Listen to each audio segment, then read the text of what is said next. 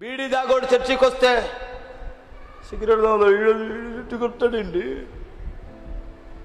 అనొద్దు. సిగరెట్ మానిపించు చేతనైతే. మందు తాగేవాడు చర్చికి వచ్చి కూర్చున్నాడా, నీ పక్కనే కూర్చున్నాడా, వాసన వస్తుంది కదూ, అసహ్యకరంగా చూడమాకు. నువ్వు కూడా మాజీ తాగుబోతువే ఒకప్పుడు. వాడిని మందు చేతనైతే మందు మానిపించడానికి ప్రయత్నం చెయ్యి. అక్రమ సంబంధంలో ఉన్నటువంటి వాడు నీ పక్కనే కూర్చున్నాడు కదూ, చూస్తేనే ఒళ్ళంతా కంపరం వస్తుంది కదూ.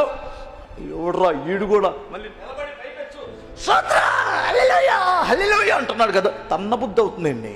ఈ కంతిని దాన్ని తన్నబుద్ధి అవుతుంది నాకు అంటుంటారు ఒక్కొక్కరు. చూడగానే ఊగిపోతుంటారు. అసహించుకోవద్దు, చేతనైతే మార్చు. అందుకే దేవుడు నిన్ను సంఘములో ఉంచాడు. వారిని చూసి నువ్వు పాడవటం కాదు, నీలో ఉన్న ప్రభావం ఆ మనిషిలోనికి వెళ్ళిపోవాలి. దేవునికి స్తోత్రం.